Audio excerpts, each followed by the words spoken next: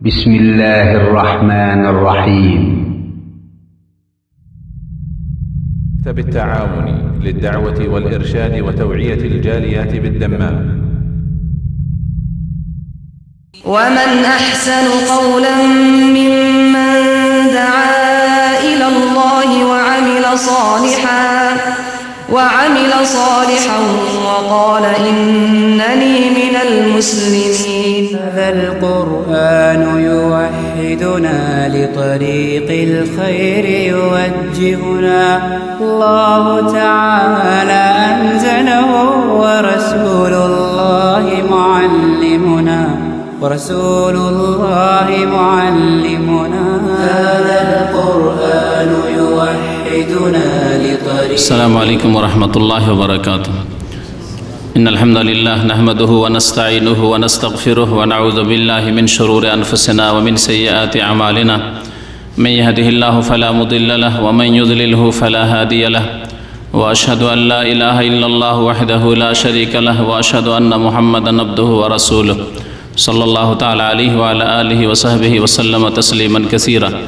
يا أيها الذين آمنوا اتقوا الله حق تقاته ولا تموتن إلا وأنتم مسلمون. يا أيها الناس اتقوا ربكم الذي خلقكم من نفس واحدة وخلق منها زوجها وبث منهما رجالا كثيرا ونساء واتقوا الله الذي تساءلون به والأرحام إن الله كان عليكم رقيبا. يا أيها الذين آمنوا اتقوا الله وقولوا قولا سديدا يصلح لكم أعمالكم ويغفر لكم ذنوبكم ومن يطع الله ورسوله فقد فاز فوزا عظيما. أما بعد فإن خير الحديث كتاب الله وخير الهدي هدي محمد صلى الله عليه وسلم وشر الأمور محدثاتها وكل محدثة بدعة وكل بدعة ضلالة وكل ضلالة في النار. أعوذ بالله من الشيطان الرجيم. بسم الله الرحمن الرحيم. يا أيها الذين آمنوا كتب عليكم الصيام كما كتب على الذين من قبلكم لعلكم تتقون. আল্লাহ পাক রব্বুল আলমিনের সমস্ত প্রশংসা যে আল্লাহ পাক রব্বুল আলমিন আমাদেরকে সৃষ্টি করেছেন এবং আমাদেরকে বহু রকমের ইবাদত বন্দেগীর আদেশ প্রদান করেছেন এবং তার নিয়ম নীতি বিধিবিধান হুকুম আহকাম আল্লাহ পাক আমাদেরকে বাতলি দিয়েছেন। সালাত এবং সালাম নাযিল প্রিয় নবী মুহাম্মদ রাসূলুল্লাহ সাল্লাল্লাহু আলাইহি ওয়াসাল্লামের প্রতি, যার উপর আল্লাহ পাক রব্বুল আলামিন কোরআনে কারীম নাজিল করেছেন এবং যার মাধ্যমে আল্লাহ পাক মানব জাতিকে অন্ধকার থেকে, শিরক কুফরি থেকে, পাপাচার থেকে সৎ পথের দিকে, ঈমানের দিকে আল্লাহ পাক নিয়ে এসেছেন। আল্লাহুম্মা সাল্লি আলাইহি আল্লাহুম্মা বারিক আলাইহি। বর্তমানে আমরা শাবান মাসে রয়েছি। মাত্র কয়েকদিন পরেই শুরু হবে মোবারক রমজান মাস। এই রমজান মাস এমন একটি মোবারক মাস যা হচ্ছে নেকির মৌসুম, যে মাসে আল্লাহ পাক রব্বুল আলামিন আল কোরআনুল কারীম নাজিল করেছেন। যে কোরআনুল কারীম নাজিল করে মহান আল্লাহ অসংখ্য মানুষকে পাপের রাস্তা থেকে সৎ রাস্তার দিকে নিয়ে এসেছেন, অন্ধকার থেকে আলোর দিকে নিয়ে এসেছেন, কুফর শিরক থেকে ঈমান এবং ইসলামের দিকে নিয়ে এসেছেন। আল্লাহ পাক রব্বুল আলামিন এই মোবারক রমজান, এই শেষ উম্মতকে আল্লাহ পাক যার অন্তর্ভুক্ত করেছেন আমাদেরকে, বলুন আলহামদুলিল্লাহ। আল্লাহ পাক এই উম্মতে মুসলিমাকে এই মাহে রমজান দান করেছেন। এই রমজান মাসে রয়েছে বহু রকমের ইবাদত বন্দেগী, তার মধ্যে সবচেয়ে বড় ইবাদত এবং বিশেষ ইবাদত রমজান মাসের, যা রমজান মাসের সাথে খাস, তা হচ্ছে রমজান মাসের সিয়াম পালন করা, রোজা রাখা। এই সিয়াম সম্পর্কে এবং রমজান সম্পর্কে আজকে আপনাদের সামনে কিছু আলোচনা পেশ করব, কারণ শাবান মাস সম্পর্কে গত সপ্তাহে আমাদের ভাই আলোচনা করেছেন। সুতরাং শাবান এবং শাবানে যে এই 15 তারিখের রাত্রিকে শবে বারাত বলা হয়, এ সম্পর্কে আপনাদের যথেষ্ট জানা হয়েছে। এছাড়াও গত কয়েক বছরের আমাদের প্রতি বছরের প্রায় বক্তব্য আছে। তবে একটি কথা মনে রাখবেন যে শবে বারাত বলে, সব মানে রাত, লাইলা আরবিতে, আর বারাআত মানে মুক্তি। এই লাইলাতুল বারাআ আরবি ভাষায়, ফার্সি ভাষায় শবে বরাত, বা বাংলা ভাষায় উর্দু ভাষা শবে বরাত বলে কোনো রাত নেই। যখন রাতই নেই তাহলে এই রাতের কোনো আমলই নেই। যখন রাতই আসলে ইসলামে নেই তাহলে এই ভাগ্য রজনী বলে কিছু নেই, আসলে কিছুই নেই, সব ভুয়া। সুতরাং যা কিছু হচ্ছে সব কোরআন এবং হাদিস বিরোধী, উল্টো দিকে যাচ্ছে। রাসূলুল্লাহ সাল্লাল্লাহু আলাইহি ওয়াসাল্লামের আদর্শ বিরোধী প্রবৃত্তির অনুসরণ হচ্ছে। আল্লাহ এবং রাসূলের পক্ষ থেকে এইরকম কোনো বিধান নেই যে লাইলাতুল কাদার ছাড়া, শবে কাদার ছাড়া এমন কোনো রাত রয়েছে যাতে বিশেষ ইবাদতবন্দি রয়েছে, এমন কোনো দলিল নেই। এই রাতের নাম শবে বরাত, এই বলে একটি হাদিসও নেই, আয়াত তো দূরের কথা। পক্ষান্তরে কদর, আল্লাহ পাক লাইলাতুল কাদার বলেছেন, ইন্না আনজালনাহু ফি লাইলাতুল কাদর। যদি এত ফজিলতের রাতই হইতো তাহলে কোরআনে কারিমে একটি আয়াতে এই রাতের নাম লাইলাতুল বারাত হইতো, অথবা নবী করিম সাল্লাল্লাহু আলাইহি ওয়াসাল্লামের কোন সহিহ হাদিসে লাইলাতুল বারাত, শবে বরাত বলে একটি রাতের নাম হইতো। যখন নামই নেই তাহলে ওর সাথে সংশ্লিষ্ট আর কিছু সম্পর্কে কল্পনা করা সব ভ্রান্ত কথা। যদি কোনো ব্যক্তির নামই না থাকে পৃথিবীতে মানুষের খাতায়, মানব জাতির খাতায়, তাহলে ওই মানুষ সম্পর্কে বলবেন যে ও মানুষ ভালো অথবা মন্দ, সৎ লোক, এই লোকই সব বলা তো ভ্রান্ত কথা। লোকই নেই আসলেই নাম। ঠিক তেমনই এই নামে কোনো রাতই নেই আসলে, বারাতের রাত, শবে বারাত। আল্লাহ পাক যেন মুসলিম জাতিকে বুঝার তৌফিক দান করেন কোরআন এবং হাদিস, এবং কোরআন এবং হাদিসকে ফলো করে চলার তৌফিক দান করেন। রমজান মাস সম্পর্কে আলোচনা অনেক রয়েছে। এই অল্প সময় কোন দিক আলোচনা করা যায়, কোন দিক ছাড়া যায়। তবে সব কিছুই যদি পেশ না করা যায় তো কিছু তো পেশ করা যাবে। যা কিছু পেশ করা সম্ভব হবে আল্লাহ পাক রব্বুল আলামিন যা তৌফিক দেবেন আপনাদের সামনে পেশ করার চেষ্টা করব। রমজান মাস, এই মাসে আল্লাহ পাক রব্বুল আলামিন বিশেষ করে রোজা সিয়াম ফরজ করেছেন। মোবারক রমজান আল্লাহ পাক এই উম্মতকে আমাদেরকে দান করেছেন। সুতরাং এই রমজান মাসের সম্মান শ্রদ্ধা আমাদের করতে হবে। এই রমজান মাসের আমাদের অভ্যর্থনা জানাতে হবে, এর আপ্যায়ন আমাদের করতে হবে। আপনার এমন কোনো যদি অতিথি হয় যার থেকে সামান্য কিছু পার্থিব স্বার্থ আছে, তাহলে সেই অতিথির কত খাতির করেন আপনি, কত জামাইকে আদর করেন, কারণ স্বার্থ আছে যে জামাইয়ের আদর করলে মেয়ে সুখে থাকবে, স্বার্থ আছে, এমনিতে না।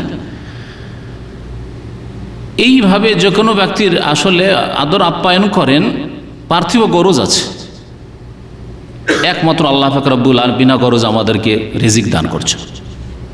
একমাত্র আল্লাহ পাক রব্বুল আলামিন আমাদেরকে বিনা গরজে রিজিক দান করছেন, তিনি রাজ্জাক। বাকি প্রত্যেকের আমাদের গরজ আছে, কারো সৎ গরজ আছে, কারো অসৎ গরজ আছে, কারো ছোট গরজ আছে, কারো বড় গরজ আছে, প্রত্যেক গরজ আছে প্রত্যেকের। তো রমজান মাস যদি আপনার জন্য আমার জন্য অসংখ্য পুরস্কার সাথে নিয়ে আসে, তাহলে আপনি কি এই মেহমানের আতিথ্য করবেন না?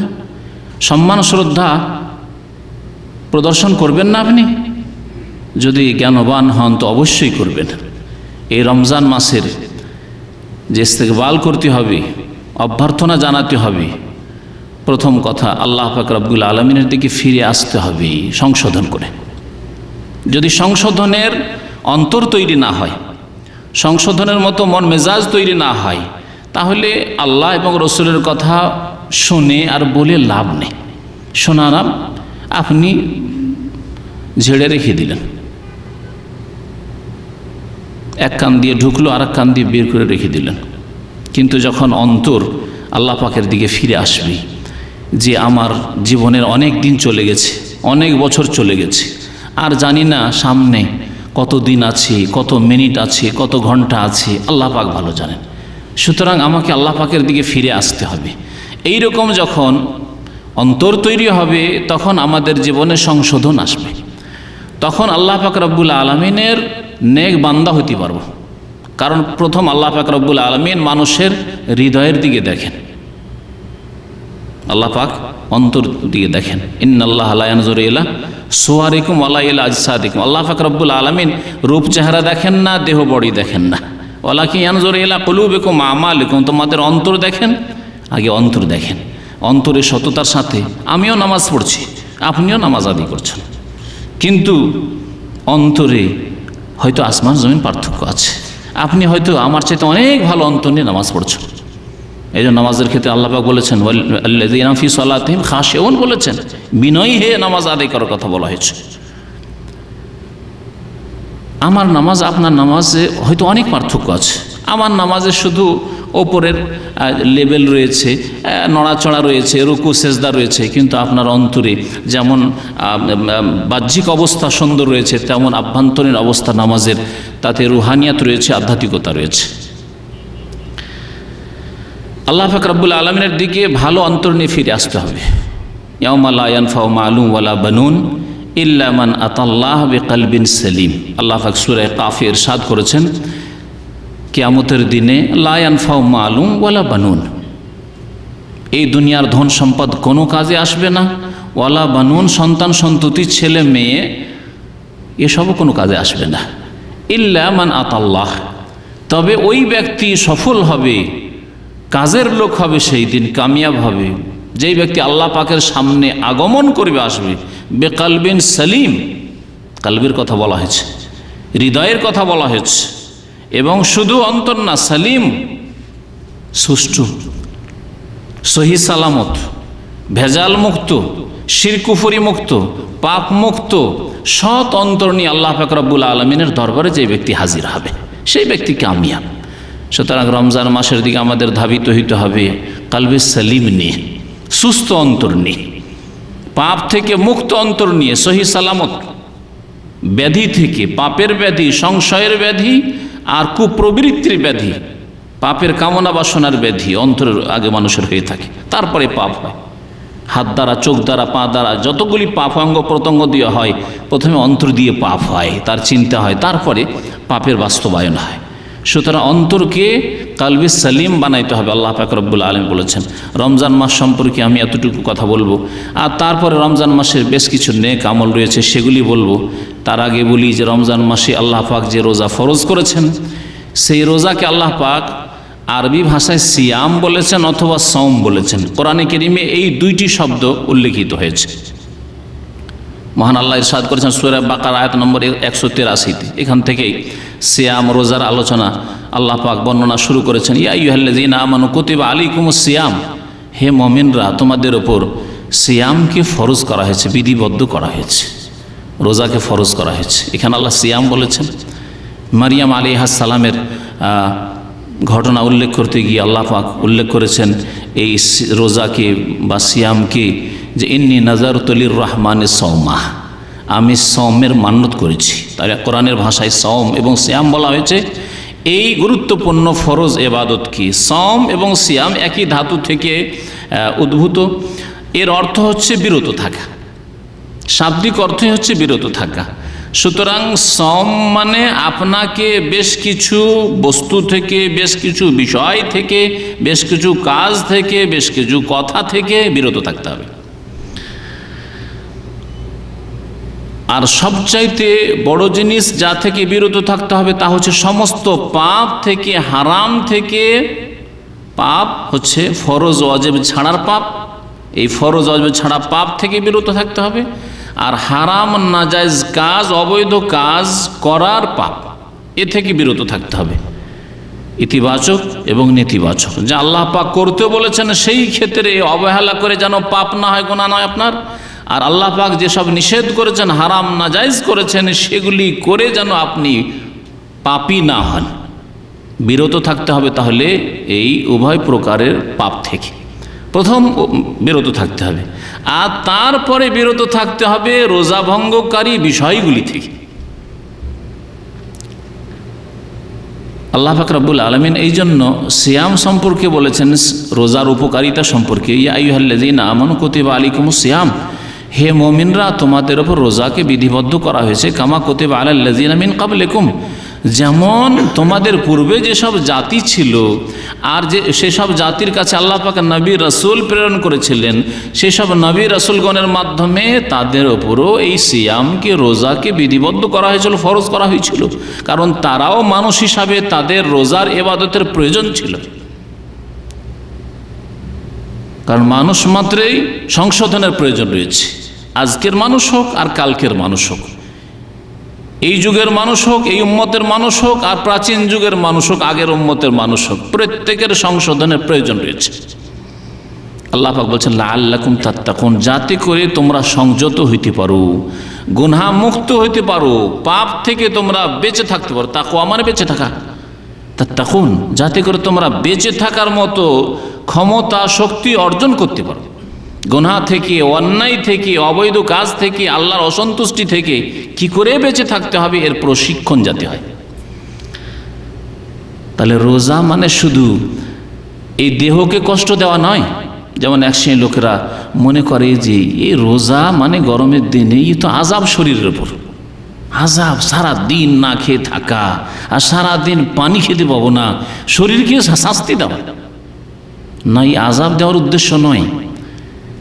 এর দ্বারা আপনাকে সংযত করা, আপনার প্রশিক্ষণ, আপনার তরবিয়ত দিয়ে আপনাকে প্রশিক্ষণ প্রাপ্ত করা যে আমি যেসব জিনিস আমার জন্য হালাল রয়েছে, পানাহার হালাল, স্ত্রী হালাল, আমার জন্য এইরকম বহু কিছু যেসব রোজা ভঙ্গকারী বিষয় রয়েছে এগুলি হালাল, তারপরে এগুলি যে কোনো সময় আমি ব্যবহার করে নিতে পারি, তারপরেও করছি না, আমি যে কোনো সময় খেয়ে নিতে পারি, যে কোনো সময় পান করে নিতে পারি, কেউ টের পাবে না।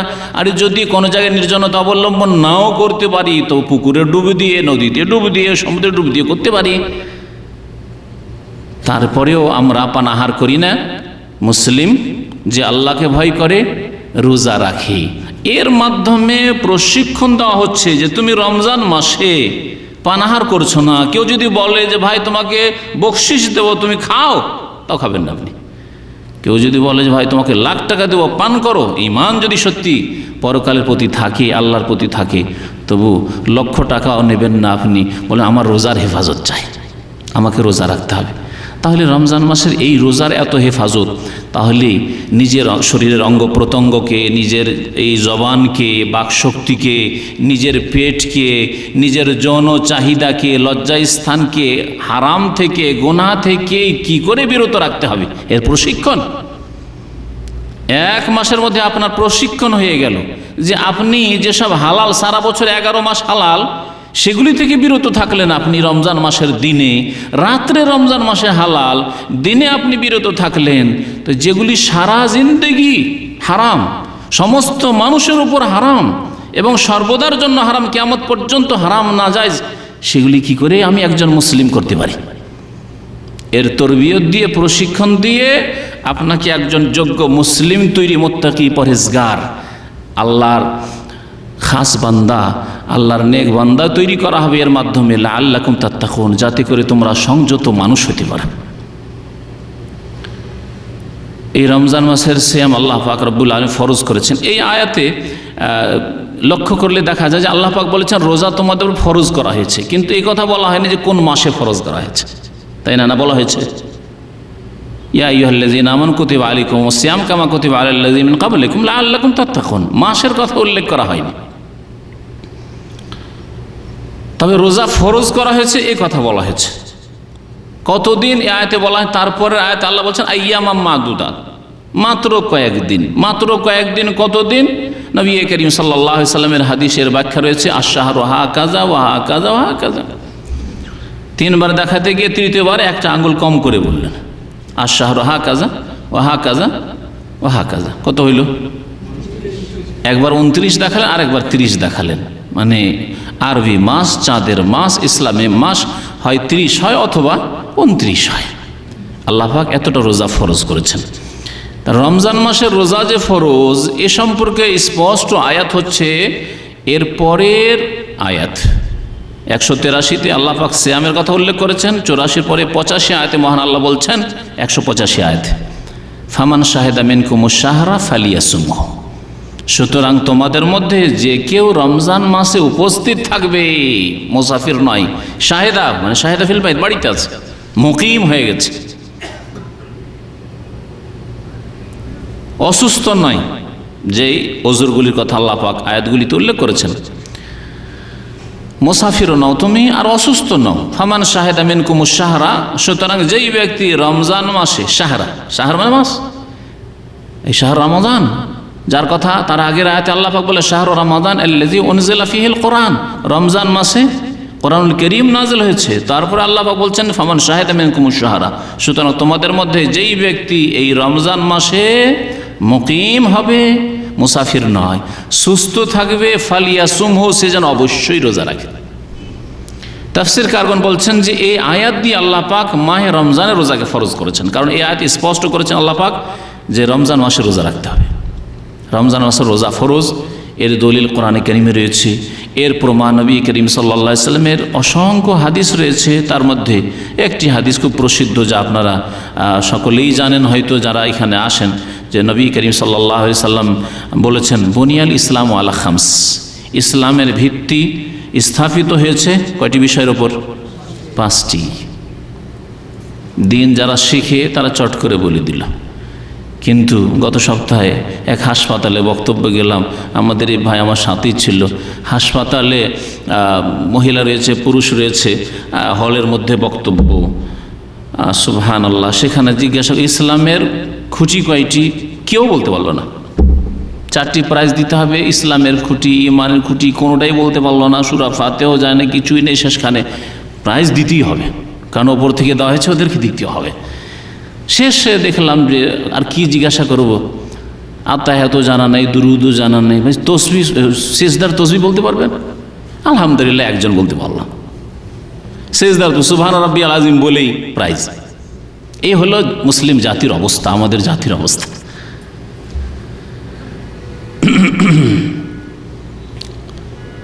তো আল্লাহ পাক রব্বুল আলামিন রাসূল সাল্লাল্লাহু আলাইহি ওয়াসাল্লাম বলেছেন ইসলামের ভিত্তি তৈরি হয়েছে বুনিয়াল ইসলাম আলা খামস, 5টি বিষয়ের ওপর।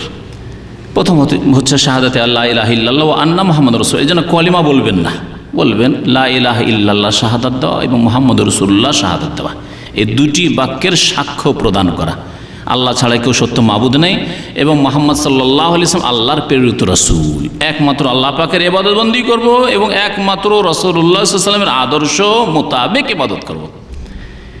এই শাবানের শবে বরাতের উপর যদি ফিট করেন এই কথা, একমাত্র আল্লাহ পাকের ইবাদত বন্দি করব, শিরিক বিদআত করব, শিরিক করব না, একমাত্র নবী সাল্লাল্লাহু আলাইহি ওয়াসাল্লামের তরিকায়, নবী করিম সাল্লাল্লাহু আলাইহি ওয়াসাল্লাম থেকে যখন প্রমাণিত নয় আর কিছু করব না, নবী করিম সাল্লাল্লাহু আলাইহি ওয়াসাল্লাম থেকে প্রমাণিত শাবানের অনির্দিষ্ট রোজা রাখা, আল্লাহ যাকে তৌফিক দিবে বেশি বেশি রোজা রাখো, কিন্তু শুধু একটি রোজার প্রতীক্ষায় বসে আছেন শুধু, আর বেশি করবেন না, এটি নবী করিম সাল্লাল্লাহু আলাইহি ওয়াসাল্লামের তরিকা নাই। যদি আমরা ভালো করে চিন্তা করে দেখি তো এই কালেমা তাইয়্যিবাতেই আমাদেরকে শিখিয়ে দেওয়া হয়েছে যে ইবাদত বন্দেগী একমাত্র আল্লাহ পাকের এবং ইবাদত বন্দেগী একমাত্র রাসূলুল্লাহ সাল্লাল্লাহু আলাইহি ওয়াসাল্লামের তরিকা মোতাবেক। এই শিক্ষা দেওয়ার জন্যই কালেমা তাইয়্যিবা আল্লাহ পাক নাযিল করেছেন এবং এটি হচ্ছে ইসলামের প্রথম স্তম্ভ। তারপরে বলেছেন নবী সাল্লাল্লাহু আলাইহি ওয়াসাল্লাম ওয়া ইকামিস সালাহ, 5 ওয়াক্ত নামাজ কায়েম করা। তারপরে বলেছেন ইতাইজ যাকাত, যাকাত প্রদান করা। 4 নম্বরে বলেছেন ওয়াসওমে রমজান, রমজান মাসে রোজা রাখা। তা রমজান মাসে রোজা রাখা ইসলামের স্তম্ভ।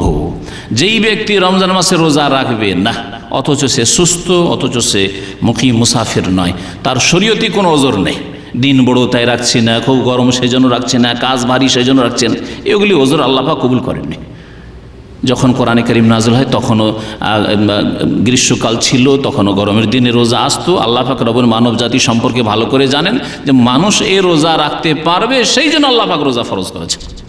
লা ইউকাল্লিফুল্লাহু নাফসান ইল্লা উসআহা, এমন কোনো ইবাদত বন্দেগীর আদেশ আল্লাহ দান করেননি যা মানুষের সাধ্যে নেই, স্পষ্ট কোরআনের ভাষায়। সুতরাং রোজা প্রত্যেকের জন্য রাখা সম্ভব যদি চেষ্টা করে, যাদের আল্লাহ পাক রোজা ফরজ করেছেন। সুতরাং এই 4র্থ স্তম্ভ যদি কেউ কায়েম না করে, সে দিন কায়েম করলো না, এর নাম হচ্ছে দিন কায়েম করা। যেই ব্যক্তি রোজা রাখলো না সে দিনকে ধ্বংস করলো, ঈমান ইসলামকে ধ্বংস করলো। 5 নম্বরে হচ্ছে বাইতুল্লাহর হজ করা, যা জীবনে একবার। রমজান মাসের রোজা প্রতি বছর 1 মাস আল্লাহ পাক ফরজ করেছেন।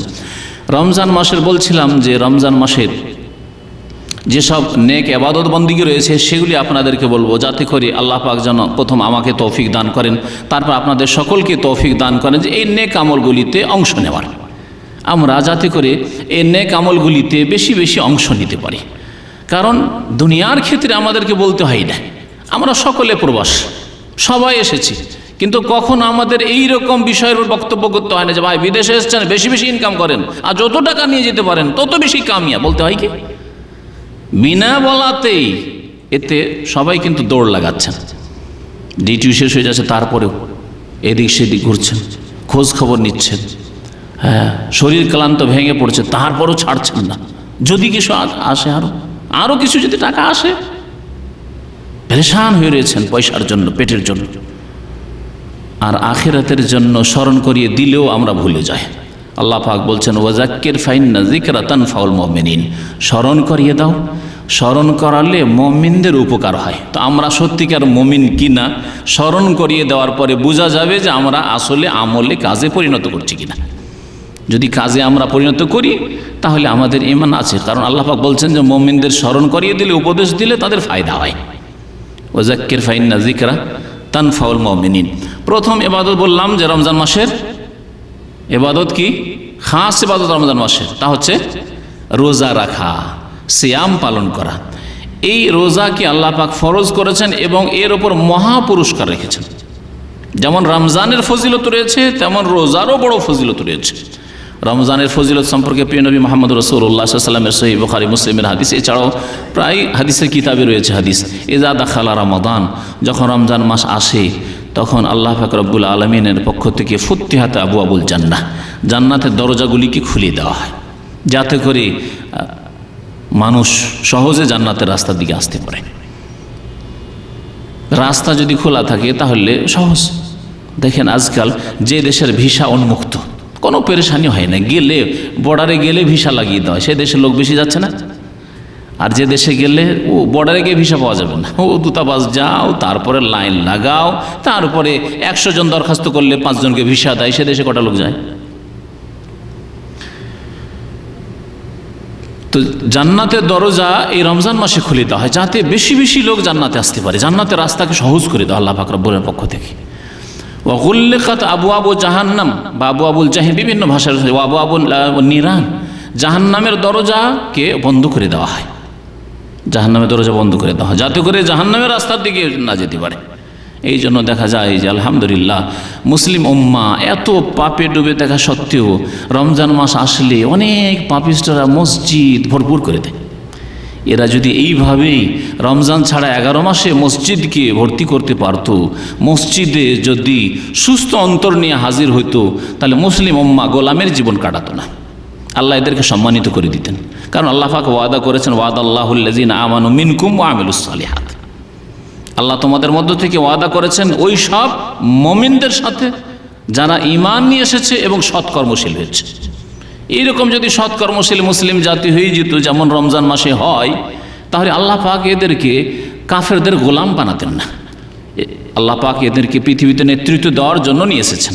কুনতুম খায়রা উম্মাহ উখরিজাত লিন-নাস, তোমরা শ্রেষ্ঠ জাতি, তোমাদেরকে মানুষের কল্যাণের জন্য নিয়ে আসা হয়েছে। মানুষকে যারা কল্যাণের রাস্তা দেখাবে তারা নেতৃত্ব দেবে, তারা গোলামি আবার কেন করবে?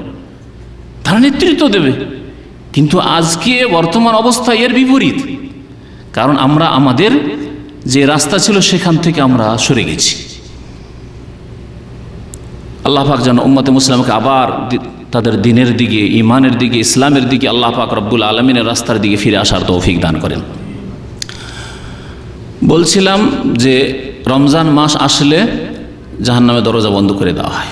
ওয়াসুফিদাতিশ শায়াতিন ওয়া মারাদাতুল জিন, শয়তানকে শিকলাবদ্ধ করে দেওয়া হয়। বিশেষ করে জিনদের মধ্যে যেগুলি বিতাড়িত, পাপিষ্ট, যারা ক্ষতি করে, মানুষের ঈমান হরণ করার চেষ্টা করে, তাদেরকে বেঁধে দেওয়া হয়, মারাদাতুল জিন। এই জন্য শয়তানের সাথে শয়তান মরদুদ বা বিতাড়িত শয়তান লাগানো হয়। শয়তানের রাজিম, মারাদাতুল জিন, ওর মানে অর্থ। বিতাড়িত জিন যারা, পাপিষ্ট জিন যারা সবসময় পাপের জন্য কুমন্ত্রণা দিতে থাকে মানুষের অন্তরে, মানুষকে পথভ্রষ্ট করার জন্য লেগে আছে, তাদেরকে শিকলাবদ্ধ করে বেঁধে দেওয়া হয়। আল্লাহ পাক রব্বুল কেমন করে বাঁধেন, কিভাবে তার জাহান্নামের দরজা বন্ধ থাকে, কিভাবে জান্নাতের দরজা খোলা থাকে, আল্লাহ পাক রব্বুল আলামিন এসব গায়েবের কথা ভালো জানেন। নবী করিম সাল্লাল্লাহু আলাইহি ওয়াসাল্লাম আমাদেরকে বলেছেন, সুতরাং আমাদেরকে এর প্রতি ঈমান রাখতে হবে। এই হচ্ছে মুমিনের কাজ। রমজানের ফজিলত বলার পরে এই একটি হাদিস দিয়েই আমি ক্ষান্ত করছি। নবী করিম সাল্লাল্লাহু আলাইহি ওয়াসাল্লাম এই সিয়াম সম্পর্কে, রোজা সম্পর্কে যেসব ফজিলতের কথা বলেছেন তার এক দুটি হাদিস বলি। রমজান মাসের সিয়াম পালন করলে অতীতের গুনাহ খাতা আল্লাহ পাক মাফ করে দেন। সহিহ বুখারী মুসলিমের হাদিসে রয়েছে, নবী করিম সাল্লাল্লাহু আলাইহি ওয়াসাল্লাম বলেছেন, মান সামা রমাদান ঈমানান ওয়া ইহতিসাবান গুফিরা লাহু মা তাকাদ্দাম মিন যামবিহি। যে ব্যক্তি রমজান মাসের সিয়াম পালন করলো, রোজা রাখলো, আল্লাহর প্রতি ঈমান রেখে, আল্লাহর প্রতি যদি বিশ্বাস থাকে যে আমাকে রোজা আল্লাহ পাক ফরজ করেছেন, রাখতে হবে, তাহলে কি আজকে খুব গরম, আজকে খুব খিদা লেগেছে, আজকে সেহরি খেতে পাইনি, এইরকম কথা মনে আসবে? কখন আসবে না। আমাকে রোজা রাখতে হবে, আল্লাহর প্রতি ঈমান রয়েছে আমার, যে আমার রব ফরজ করেছেন, সুতরাং আমাকে এই রোজা রাখতেই হবে। ঈমানান ওয়া ইহতিসাবান, এবং নেকির আশায়, পার্থিব কোনো উদ্দেশ্য নয়, কাউকে সন্তুষ্ট করার জন্য নয়, কারো চাপে ভয়ে নয়, অন্য কোনো উদ্দেশ্য নয়। ইহতিসাবান, নেকির উদ্দেশ্যে। যদি আল্লাহ পাকের প্রতি ঈমান রেখে নেকির উদ্দেশ্যে রোজা রাখে কেউ, রমজান মাসের গুফিরা লাহু মা তাকাদ্দামা মিন যামবিহি, তার অতীতের গুনাহকে আল্লাহ পাক মাফ করে দেবেন। অতীতের গুনাহ আল্লাহ পাক মাফ করে দেবেন, কিন্তু ফরজ ঠিক থাকতে হবে। ছোট গুনাহগুলি আল্লাহ মাফ করবেন, সাগীরা গুনাহ। কাবীরা গুনাহ যদি হয়ে থাকে তাহলে তওবা করে ফিরে আসতে হবে। অর্থাৎ কেউ যদি আধা নামাজি থাকে, রমজানের আগে 4 ওয়াক্ত নামাজ পড়তো, ফজর পড়তো না, তা আপনি কি মনে করেন যে ফজর না পড়ে 4 ওয়াক্ত পড়া মুসলমান, বা মাঝে মধ্যে নামাজ পড়েন আর রমজান মাসের রোজা আসলো আর আপনার অতীতের গুনাহ মাফ হয়ে গেল? না, কখনো নয়। রমজান মাসের রোজা দিয়ে অতীতের গুনাহ মাফ হবে, মানে যদি শর্ত আছে। আরেকটি হাদিস তাহলে আপনাকে শোনাই। নবী করিম সাল্লাল্লাহু আলাইহি ওয়াসাল্লাম বলেছেন, আস-সালাওয়াতুল খামসু, 5 ওয়াক্ত নামাজ যারা পড়বে, তাহলে প্রথম 5 ওয়াক্ত নামাজ, ওয়াল জুমাতু ইলাল জুমা, এবং জুমার নামাজ যারা পড়বে, তাহলে জুমা পড়া মুসলমান হইলে হবে না। সপ্তাহে একদিন খ্রিস্টানরা রবিবারে যায় তাদের চার্চে, আর আপনার শুক্রবারে টুপি পাঞ্জাবি লাগিয়ে চলে যাবেন, এতে কাজ হবে না। প্রথম আস-সালাওয়াতুল খামসু, 5 ওয়াক্ত নামাজ বলা হয়েছে। ওয়াল জুমাতু ইলাল জুমা, এবং প্রতি জুমা আদায় করে। আর কি করে? ওয়া রমাদান ও ইলা রমাদান, এক রমজান থেকে আর এক রমজান পর্যন্ত রমজানের রোজাও রাখলেন আপনি। মুকাফফিরাতুন লিমা বাইনাহুন্না, এর মাঝে যত গুনাহ খাতা ভুল ভ্রান্তি হবে, পাপ হবে, মোচন করে দেবে, কাফফারা হয়ে যাবে, মাফ করে দেবেন আল্লাহ পাক রব্বুল আলামিন এই নেক আমলের মাধ্যমে। কয়টি নেক আমল বললেন? 5 ওয়াক্ত নামাজ, তাহলে 5 ওয়াক্ত নামাজ হইতে হবে। জুমার নামাজ, রমজান মাসের রোজা, মুকাফফিরাতুল লিমা বাইনাহুন্না, এর মাঝে যে গুনাহগুলি হবে আল্লাহ পাক মাফ করে দেবেন। শর্ত আরেকটি আছে, ইজাজতুনিবাতিল কাবাইরু, যদি কাবিরা গুনাহ থেকে বেঁচে থাকে। মাশাআল্লাহ, আরব দেশে থেকে আপনাদের এই আরবিগুলা বোঝা খুব সহজ, আমি যেভাবে তর্জমা করি তাতে বোঝা সহজ। ইজাজতুনিবা, ইজতনাবা মানে পরেজ করা, বেঁচে থাকা, আর কাবায়ের মানে বড় গুনাহ থেকে। তা বড় গুনাহ থেকে যদি বেঁচে থাকেন, চুরি করেন না, ডাকাতি করেন না, বেঈমানি করেন না, ছিনতাই করেন না, কাউকে মারধর করেন না, গীবত করেন না, এইভাবে আপনি যদি কাবিরা গুনাহ থেকে, নামাজ ছাড়েন না, যাকাতে বখিলি করেন না, যাকাত আপনি দিয়েছেন, মাশাআল্লাহ, তাহলে আপনার আর কাবিরা গুনাহ নেই। আল্লাহর হকের ক্ষেত্রে কাবিরা গুনাহ নেই, মানুষের হকের ক্ষেত্রে কাবিরা গুনাহ নেই, কাবিরা গুনাহ নেই। বাকি যদি গুনাহ হয় আল্লাহ পাক মাফ করে দেবেন। ইজাজতুনিবাতিল কাবাইরু, এই হচ্ছে রমজান মাসের ফজিলত এবং এই রমজান মাসের সিয়াম রোজার ফজিলত।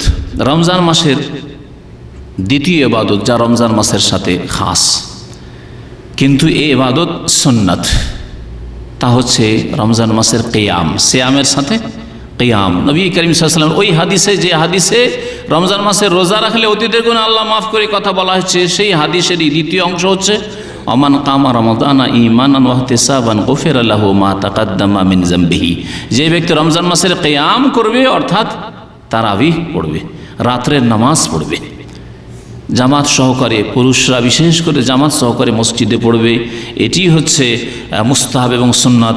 নবী করিম সাল্লাল্লাহু আলাইহি সাল্লামের পরে জামাত সহকারে যেহেতু পড়া হয়েছে, আর জামাতে পড়লে তার খুশু খুজু এবং তাতে আন্তরিকতা, তাতে একাগ্রতা আরও বেশি বেড়ে যায়। একা নামাজ পড়ার অজুহাত করে অনেক সময় ভাবলেন যে আমি বাড়িতেই হয়তো পড়বো, কিন্তু বাড়িতে পড়তে গিয়ে গাফিলতি হইতে পারে। আচ্ছা, এই রাতে শুয়ে যাই, শেষ রাতে পড়বো, শেষ রাতেও পারলেন না, সাহরির সময় হয়ে গেল, এদিকে খাবেন না, নামাজ পড়বেন, দুই দিকে আপনি টানা পড়ার মধ্যে পেরেশানিতে পড়ে গেলেন।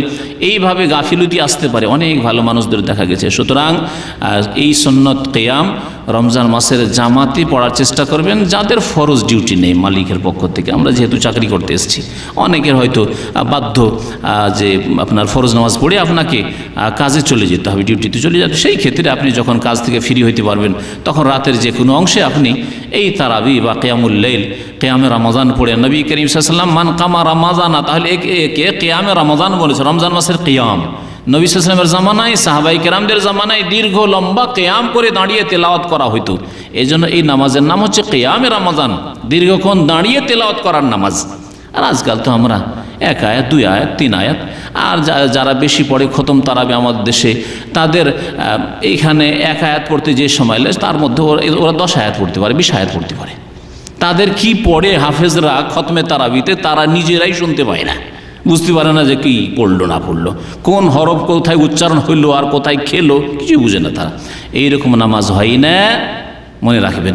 নবী করিম সাল্লাল্লাহু আলাইহি সাল্লাম, সহিহ বুখারীর হাদিস রয়েছে, একটি লোক নামাজ পড়ে আসলো, আসার পরে সালাম করলো। নবী সাল্লাল্লাহু আলাইহি ওয়াসাল্লাম ইরজি ফাসাল্লি ফাইন্নাকা লাম তুসাল্লি, একটু তাড়াহুড়া করে নামাজ পড়ার কারণে যাও, ফিরে যাও, পুনরায় নামাজ পড়ো। ফাইন্নাকা লাম তুসাল্লি, তুমি নামাজই পড়োনি, তুমি নামাজই পড়োনি, অথচ নামাজ পড়ে আসছে ওই লোক। 3 বার করে এরকম হচ্ছে। শেষে যখন এর চাইতে ভালো করতে পারছেন, তাহলে নিশ্চয়ই ভালো করার চেষ্টা করেছিল সে। বললেন সাহাবী, ইয়া রাসূলুল্লাহ মা হোসেন গায়রা হাযা, এর চাইতে ভালো আমাকে কেউ নামাজ শিখায়নি, ফাআল্লিমনি, সুতরাং আমাকে শিখিয়ে দেন, ভালো নামাজ শিখিয়ে দেন, সঠিক নামাজ শিখিয়ে দেন। নবী করিম সাল্লাল্লাহু আলাইহি ওয়াসাল্লাম ধীর স্থিরতার সাথে, ইতমিনানের সাথে, প্রশান্তির সাথে নামাজ পড়তে বললেন এবং তার তারিকা শিখিয়ে দিলেন। সুতরাং এই তাড়াহুড়ার তারাবির সংখ্যা অনেক বাড়িয়ে দিলেন, 20 করে দিলেন, কিন্তু ওই 20 রাকাত পড়তেও আধা ঘন্টাও লাগে না, 20 মিনিট থেকে আধা ঘন্টা লাগে। আর এখানে 8 রাকাত পড়ে, তাতেও আধা ঘন্টা। নবী করিম সাল্লাল্লাহু আলাইহি ওয়াসাল্লাম আদর্শ এর চাইতে অনেক লম্বা লম্বা তারাবি পড়তেন। 8 রাকাত তারাবির বেশি নবী করিম সাল্লাল্লাহু আলাইহি ওয়াসাল্লাম কখনো পড়েননি। সহিহ বুখারী শরীফে হাদিস রয়েছে, মা কানা ইয়াজিদু ফি রমাদান ওয়ালা ফি গায়রিহি আলা 11 রাকাতান। মা আয়েশা রাদিয়াল্লাহু তাআলা আনহাকে যখন জিজ্ঞাসা করা হয়, কোনো তাবী জিজ্ঞাসা করেন যে রাসূলুল্লাহ সাল্লাল্লাহু আলাইহি ওয়াসাল্লামের রমজান মাসের নামাজের সংখ্যা কত ছিল রাত্রে,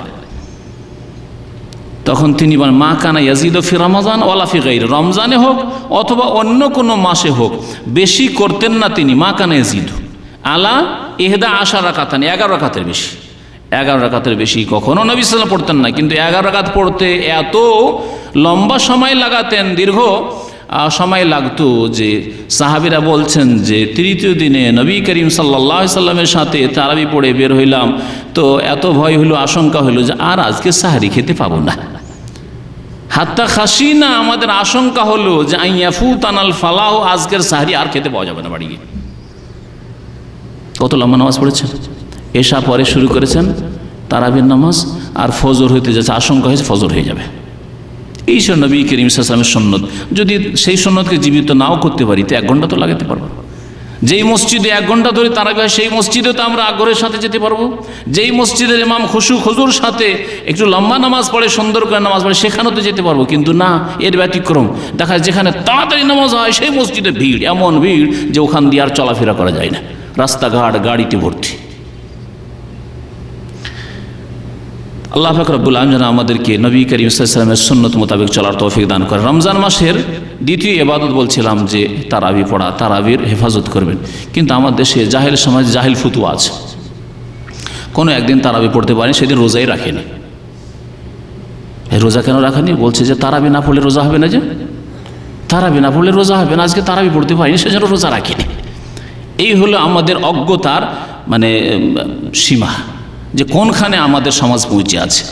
তারাবি সুন্নাত রাসূলুল্লাহ সাল্লাল্লাহু আলাইহি ওয়াসাল্লামের, আর রমজান মাসের রোজা হচ্ছে ফরজ। রোজা ছেড়ে দিলে আল্লাহর দরবারে হাজির, আল্লাহ পাক মাফ করবেন না বিনা তওবা হাজির হলে, আল্লাহ পাক আযাব দেবেন এই ফরজ ছাড়লে। এবং দিনকে আপনি ধ্বংস করলেন। তারাবির হেফাজত করুন, কিন্তু তার আগে মনে রাখেন যে রোজা ছাড়া আপনার ঈমান অসম্পূর্ণ।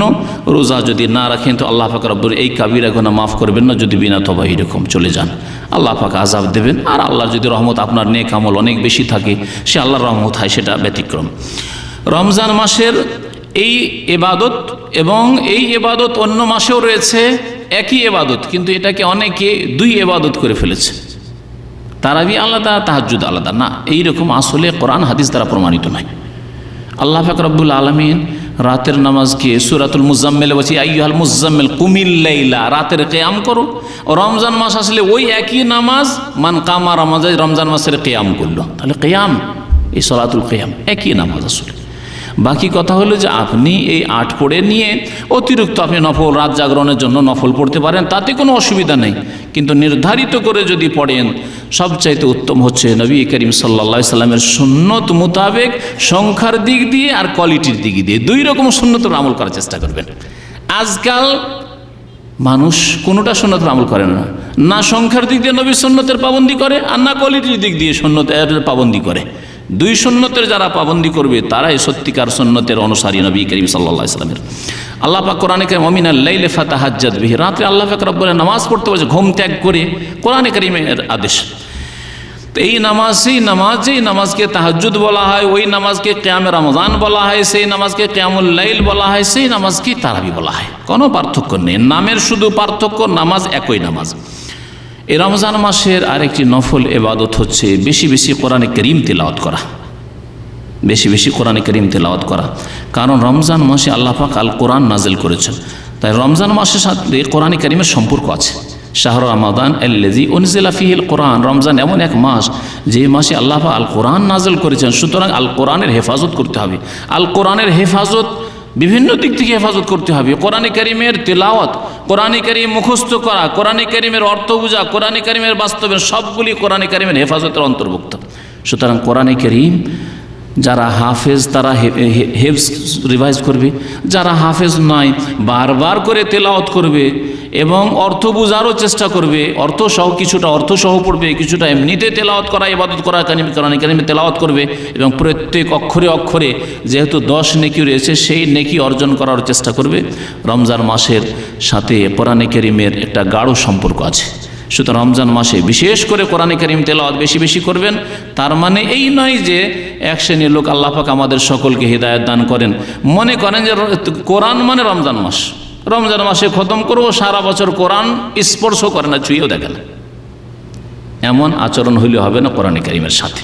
কোরআনে কারীম আপনার আমার জীবনের আসমানি সিলেবাস, সুতরাং প্রতিদিন কোরআনে কারীমের সাথে আমাদের সম্পর্ক থাকতে হবে। আমলের দিক থেকে, তেলাওয়াতের দিক থেকে, অর্থ পড়ার দিক থেকে, তাফসিরের দিক থেকে, চর্চা করার দিক থেকে, শিক্ষা নেওয়ার দিক থেকে। আর বিশেষ করে রমজান মাসে বিশেষ আমাদের সম্পর্ক হইতে হবে কোরআনে কারীমের সাথে। নবী করিম সাল্লাল্লাহু আলাইহি সাল্লামকে রমজান মাসে জিবরাইল আলাইহিস সালাম আসতেন, আসার পরে কানা ইউআরিজুল কোরআন রিভাইজ করেতেন, শোনান যা নাযিল হয়েছে এই গত বছরগুলিতে শোনান। এ করে প্রতি বছর জিবরাইল আলাইহিস সালাম বসতেন রাত্রে, রমজানের রাতে, আর নবী সাল্লাল্লাহু আলাইহি সাল্লাম শোনাতেন। শেষ বছরে যেই রমজানের পরে নবী করিম সাল্লাল্লাহু আলাইহি সাল্লামের ইন্তেকাল হয়ে গেল, আরাজাহুল কোরআন মাররাতাইন। সেই হাদিস রয়েছে যে নবী করিম সাল্লাল্লাহু আলাইহি সাল্লাম জিবরাইল আলাইহিস সালামকে 2 বার করে কোরআনে কারীম পুরো খতম করে শুনিয়েছেন। আল্লাহ পাক এইভাবে দিনকে কমপ্লিট করেছেন এবং কোরআনে কারীমের সুরক্ষা হেফাজতের ব্যবস্থা করেছেন। রমজান মাসের আরেকটি ইবাদত হচ্ছে ইফতারের সময় বিশেষ করে দোয়া করা। এই মর্মে 2টি হাদিস আছে। একটি হচ্ছে রোজার অবস্থায় যে কোনো সময় দোয়া বেশি বেশি কবুল হয়, তাহলে সকালে হোক আর বিকালে হোক, দুপুরে হোক, রোজার অবস্থায় আপনি আল্লাহ পাকের দরবারে দুনিয়া আখিরাত চাওয়ার চেষ্টা করেন। আমরা চাওয়ার ক্ষেত্রেও কৃপণতা করি, তো পাবো কোথা থেকে? চাওয়ার ক্ষেত্রে যদি কৃপণতা হয়, আল্লাহ পাকের কাছে আমরা একাগ্র চিত্তে চাইতে না পারি, ইখলাসের সাথে অন্তর লাগিয়ে যদি আল্লাহ পাকের কাছে দরখাস্তই না করতে পারি, পাবো কোথা থেকে? আর বিশেষ করে যখন আমল শেষ হতে যাচ্ছে, রোজা শেষ হয়ে এখন আপনি ইফতারির দিকে যাচ্ছেন, সেই সময় আল্লাহ পাকের কাছে দোয়া করেন। কারণ এই সময় আপনার পারিশ্রমিক আল্লাহর পক্ষ থেকে দেওয়ার সময়। সুতরাং আল্লাহ পাক এই সময় দোয়া শুনবেন। নবী করিম সাল্লাল্লাহু আলাইহি ওয়াসাল্লাম হাদিস রয়েছে 3 শ্রেণীর মানুষের দোয়া খণ্ডন হয় না, তার মধ্যে দাওয়াতুস সায়েম হেইনা ইফতির, রোজাদারের দোয়া যখন ইফতারির সময় হয়ে আসে, সামনে খাবার আছে অথচ খাচ্ছে না, আল্লাহ পাক ফেরেশতাকে বলেন যে মা আরাদা হাউলা, কি উদ্দেশ্য কি? সামনে খাবার আছে, খাবার ঠান্ডা হয়ে যাচ্ছে, বাসি হয়ে যাচ্ছে, আর খাবার নিয়ে বসে আছে, খাচ্ছে না কেন বলো তো দেখি? তোমরা তো বলছিলে যে না আদমকে সৃষ্টি করতে হবে না, তো বলো এরা খানা নিয়ে বসে আছে কেন সামনে? আল্লাহ পাক রব্বুল আলামিন বান্দাদেরকে যখন এই অবস্থায় দেখেন তখন এত খুশি হন যে ফেরেশতাদের সামনে গৌরব করেন। সুতরাং এই সময় আল্লাহ পাক রব্বুল আলামিন রহমতে ইলাহি নাজিল হওয়ার সময় আল্লাহ পাকের কাছে দোয়া করতে হবে। আল্লাহ পাক যেন আমাদের সকলকে তৌফিক দান করেন। দুয়ার সম্পর্ক যেমন বললাম কোরআনে কারিমের সম্পর্ক আছে রমজানের সাথে, তেমন দুয়ার সম্পর্ক আছে রোজার সাথে, রমজানের সাথে। রমজান এবং রোজা সম্পর্কে, সিয়াম সম্পর্কে যে আয়াতগুলি আল্লাহ পাক সূরা বাকারায় নাযিল করেছেন, সেই আয়াতের মাঝখানে একটি আয়াত রয়েছে দোয়া সম্পর্কে, ওয়া ইযা সাআলাকা ইবাদি আন্নি ফাইন্নী করিব। 183 থেকে শুরু হয়েছে সিয়াম এবং রমজানের কথা, আর 186তে আল্লাহ পাক রব্বুল আলামিন এই দুয়ার কথা উল্লেখ করেছেন মাঝখানে। তারপরে আবার রোজার আহকাম মাসলা মাসাইল আল্লাহ পাক রব্বুল আলামিন বর্ণনা করেছেন। তাহলে বোঝা গেল যে রমজানের সাথে এবং রোজার সাথে দুয়ার একটা সম্পর্ক আছে। ওয়াইজা সালাকা ইবাদি আন্নি, আমার বান্দারা যদি জিজ্ঞাসা করে আমার সম্পর্কে, কারণ নবী সাল্লাল্লাহু আলাইহি ওয়াসাল্লামকে একবার সাহাবারা জিজ্ঞাসা করেছিলেন, প্রথম ইসলামের যুগ ছিল, জিজ্ঞাসা আকারিবুন রাব্বানা আম বাইদুন, আমাদের রব কাছে না দূরে? যদি কাছে হন ফানোনাজি, যদি কাছে হন তিনি নিকটবর্তী, তাহলে চুপি সুরে কথা বলবো, আস্তে আস্তে আল্লাহ পাকের সামনে দরখাস্ত করব। আম বাইদুন, যদি দূরে হন তিনি ফানোনাজি, তাহলে চিৎকার করে আল্লাহ পাককে ডাকবো। তাহলে চিৎকার করে দোয়া করা সুন্নতি তরিকা নয়। আল্লাহ পাক রব্বুল আলামিন এই প্রশ্নের উত্তরে সাহাবায়ে কেরামদের কোরআনে কারীমের আয়াত নাযিল করেন, ওয়াইজা সালাকা ইবাদি আন্নি, আমার বান্দারা যদি আমার সম্পর্কে জিজ্ঞাসা করে বলে দাও হে নবী ফাইন্নী করিব, আমি নিকটে। আল্লাহ পাক নিকটেও আবার আরশে আজিমও, দুটোতে কোনো বৈপরীত্য নেই, দ্বন্দ্ব নেই। আল্লাহ পাক সম্পর্কে যারা এই দ্বন্দ্বে ভোগে যে আল্লাহ পাক নিকটে আবার আসমানে কি করে, তাহলে সর্বত্র তারা আল্লাহ পাক রব্বুল আলামিন সম্পর্কে জ্ঞান হাসিল করতে পারেনি। ক্ষুদ্র সৃষ্টি, ইবনে তাইমিয়া রাহমাতুল্লাহ বলছেন, ক্ষুদ্র সৃষ্টি আল্লাহ পাক রব্বুল আলামিনের সামনে চন্দ্র সূর্য, তারপরে আমরা যেখানে থাকি আমাদের সাথে সূর্য, এখানে থাকলে ওই সামনেই, বাংলাদেশে গেল ওই সামনে, জাপানে গেল ওই সামনে, আমেরিকা ইউরোপে গেল সেখানে মনে হচ্ছে সূর্য আর চন্দ্র। তা আল্লাহ পাকের সৃষ্টি যদি এত দূরে থাকা সত্ত্বেও আমাদের সাথেই চলতে আছে মনে হচ্ছে, যেখানে যাচ্ছেন ওখানে সূর্য, যেখানে যাচ্ছেন ওখানে চন্দ্র। ফাকাইফা বিল খালিক, তাহলে যিনি স্রষ্টা তার অবস্থা কেমন হইতে পারে? তিনি নিকটে আবার আরশে আজিম, আর রহমান ও আলাল আরশি ইস্তাওয়া, রহমান আরশে আজিমও আছেন, আর ফাইন্নী করিব, এবং আল্লাহ পাক আমাদের করিবও আছেন, নিকটবর্তীও আছেন। অজীব দাওয়াতাদ্দা, আমি দোয়াকারীর দোয়া কবুল করে থাকি, ইজা দান, যখন আমার কাছে দোয়া করে, ফালিয়াস্তাজিবুলি, কিন্তু আল্লাহ পাক দুটো শর্তের কথা বলেছেন, দোয়া আল্লাহ কবুল করবে। আমাদের অনেকের দোয়া কবুল হয় না, তাহলে নিজের আত্মপর্যালোচনা করতে হবে, নিজের হিসাব নিকাশ করতে হবে, আমার দোয়া কেন কবুল হয় না। আল্লাহ ফালিয়াস্তাজিবুলি, আমার দাওয়াত যেন কবুল করে। আল্লাহ পাক যা দিয়েছেন বিধিবিধান সাদরে গ্রহণ করতে হবে। আল্লাহ তোমার দিনকে কবুল করলাম, রাদিতু বিল্লাহি রাব্বাও ওয়া বিল ইসলামে দীনা ওয়া বি মুহাম্মাদিন সাল্লাল্লাহু আলাইহি নবিয়্যান ওয়া রাসূলা। এটা শুধু মন্ত্রের মতো পড়লে হবে না। আল্লাহ তোমাকে রব হিসাবে আমি সন্তুষ্ট চিত্তে মেনে নিয়েছি, ইসলামকে দিন জীবন বিধান রূপে সার্বিক ক্ষেত্রে আমার জীবন বিধান হিসাবে গ্রহণ করে নিয়েছি সন্তুষ্ট চিত্তে। অবে মোহাম্মদিন, মোহাম্মদ সাল্লাল্লাহু আলাইহি ওয়াসাল্লাম যে নবী এবং রাসূল, এটাও সন্তুষ্ট হয়ে মেনে নিয়েছি। এটা অন্তর থেকে হইতে হবে। ফালিয়াস্তাজিবুলি, আমার দাওয়াত যেন কবুল করে, গ্রহণ করে। ওয়ালিউমিনু বি, আমার প্রতি বিশ্বাস করে, ঈমান নিয়ে আসে, আল্লাহ সম্পর্কে ভালো ধারণা রাখে। নবী সাল্লাল্লাহু আলাইহি ওয়াসাল্লাম বলেছেন যে আল্লাহ সম্পর্কে ভালো ধারণা অবশ্যই আল্লাহ পাক দেবেন। তো আল্লাহ পাক দোয়া করতে বলেছেন, এবং এই দোয়ার বিষয়টিকে আল্লাহ পাক রমজান এবং রোজা সংক্রান্ত আয়াতগুলির মাঝখানে উল্লেখ করেছেন। তাহলে রমজানের সাথে রোজার সাথে এই দোয়ার সম্পর্ক আছে। আল্লাহ পাক যেন আমাদের দোয়া কবুল করেন, এবং আল্লাহ পাক আমাদেরকে হালাল রিজিক খাওয়ার তৌফিক দান করেন, এবং দোয়া খণ্ডন হওয়ার যেসব কারণ রয়েছে, বাধা, দোয়া কবুল হয় যেসব বাধা রয়েছে, আল্লাহ পাক সেসব বাধাকে আমাদের দূর করার তৌফিক যেন দান করেন। রমজান মাসের আরেকটি ইবাদত হচ্ছে এতেকাফ করা। আল্লাহ পাক যাদেরকে তৌফিক দেবে এতেকাফ করবেন। সবচাইতে উত্তম এতেকাফ হচ্ছে মসজিদে হারামের এতেকাফ। তারপরে উত্তম এতেকাফ হচ্ছে মসজিদ নববীর এতেকাফ, তারপরে উত্তম এতেকাফ হচ্ছে বাইতুল মুকাদ্দাসে মসজিদে আকসার এতেকাফ, তারপরে সমস্ত দুনিয়ার জুমা মসজিদ সমান, সমস্ত দুনিয়ার জামে মসজিদ সমান। এখানে জামে মসজিদে এতেকাফ করে যে ফজিলত পাবেন আপনি সুদূর বাংলাদেশে, জাপানে, যে কোনো দুনিয়ার যে কোনো আনাচকান আছে যেখানে জামে মসজিদ রয়েছে, কারণ জমা পড়তে হবে এতেকাফকারীকে। রমজান মাসের শেষ দশকে এতেকাফ করা সুন্নত, বরং সুন্নতে মুআক্কাদা। অনেকের নিকট এর চাইতে বেশি তার শক্ত হুকুম রয়েছে অনেক ফুকাহায়ে কেরামদের নিকট।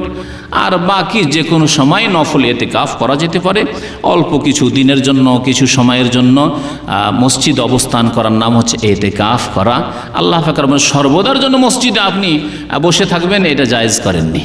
আল্লাহ বলছেন জুমার নামাজ সম্পর্কে, মহান আল্লাহ বলছেন ফাইজা কুজিয়াতিস সালাত, নামাজ যখন শেষ হয়ে যাবে ফান্তাশিরু ফিল আরদ, তখন পৃথিবীতে তোমরা ছড়িয়ে পড়ো, এদিক সেদিক ছোটাছুটি করো। ওয়াবতাগু মিন ফাদলিল্লাহ, আল্লাহ পাকের যে অনুগ্রহ রিজিক রয়েছে তা সন্ধান করো, এবং সেখানে গিয়েও পাপে লিপ্ত হেও না, হারাম খেও না। ওয়াজকুরুল্লাহ কাস, বেশি বেশি আল্লাহকে স্মরণ করবে, আল্লাহকে স্মরণে রাখবে, আল্লাহর জিকির আজকার করবে। এই জন্য বাজারে গেলে বাজারে ঢোকার জিকির আজকার আছে, দোয়া আছে। জি, সবসময় আল্লাহ পাককে স্মরণ করবে, তাহলে তোমার দ্বারা গুনাহ হবে না। ডিউটি করলেও গোনা হবে না, ব্যবসা করলেও গোনা হবে না, আর যে কোনো কাজ করলে মেহনত করলেও গোনা হবে না, রুজি রোজগার করলেও গোনা হবে না। ওয়াজকুরুল্লাহ কাসীরা লাআল্লাকুম তুফলিহুন, তাহলেই তোমরা সার্বিক কল্যাণ হাসিল করবে। রমজান মাসের বিশেষ আরেকটি ইবাদত বেশি বেশি দান করা। সবসময় দান করেন, কারণ অভাবী সবসময় রয়েছে মুসলিম উম্মায়, কিন্তু বিশেষ করে রমজান মাসে দান খায়রাত করার আরও বেশি গুরুত্ব রয়েছে আর ফজিলত রয়েছে। নবী করিম সাল্লাল্লাহু আলাইহি সাল্লাম সম্পর্কে সহিহ বুখারীতে রিওয়ায়াত রয়েছে। সহিহ বুখারীর প্রথম দিকে এই হাদিস পাবেন, কানা রাসূলুল্লাহ আজওয়াদান নাস, নবী করিম সাল্লাল্লাহু আলাইহি সাল্লাম সবচেয়ে বেশি দানশীল ছিলেন। আমরা যত শিক্ষিত হয় তত বেশি কৃপণ হয়ে যায়, এটা বাস্তব সত্য। মাদ্রাসা বড় শিক্ষিত হোক, আমার এটি কমপ্লেন না, আমি দরখাস্ত হিসাবে বলছি, যাতে করে আমাদের কৃপণতা দূর হয়। আর স্কুল কলেজ ইউনিভার্সিটি পড়া শিক্ষিত, যত বেশি শিক্ষিত তত বেশি কৃপণ। আল্লাহ পাক জানে কেন আমরা আজকাল এরকম। নবী করিম সাল্লাল্লাহু আলাইহি সাল্লাম দুনিয়ার সবচেয়ে বড় মুআল্লিম এবং সবচেয়ে বড় ওস্তাদ, আর সবচেয়ে বেশি তিনি দানশীল ছিলেন। কান আজওয়াদান নাস ওয়া কানা আজওয়াদা মা ইয়াকুনু ফি রমজান, আর রমজান মাস আসলে আরও বেশি দানশীল তিনি হয়ে যেতেন, আরও বেশি দানশীল হয়ে যেতেন। জিবরাইল আলাইহিস সালাম যখন সাক্ষাৎ করতেন এবং কোরআন শুনতে আসতেন, তখন আজওয়াদা বিল খায়র মিনার রিহিল মুরসালা, প্রবল বেগে যে ঝড় বাতাস বয়ে আসে তার চাইতে বেশি দ্রুতগামী হয়ে যেতেন রাসূলুল্লাহ সাল্লাল্লাহু আলাইহি ওয়াসাল্লাম দান খায়রাতের ক্ষেত্রে, দানশীলতায়। এই হচ্ছে রাসূলুল্লাহ সাল্লাল্লাহু আলাইহি ওয়াসাল্লামের উত্তম আদর্শ।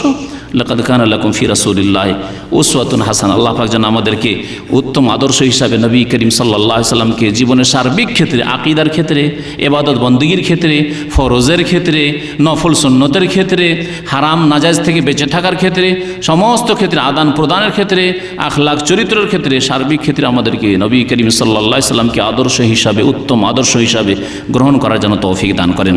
রমজান মাসের 7 নম্বরের ইবাদত, আর শুধু সংক্ষেপে আমি গণনা করিয়ে দিচ্ছি, তা হচ্ছে রোজাদারদের ইফতার করানো। সে রোজাদার অভাবী ছাড়া সচ্ছল হইতে পারে, সুখীরাও হইতে পারে। এই ক্ষেত্রে শর্ত নয় যে শুধু গরিবকে ইফতার করাবেন, ধনীকেও আপনি ইফতার করান।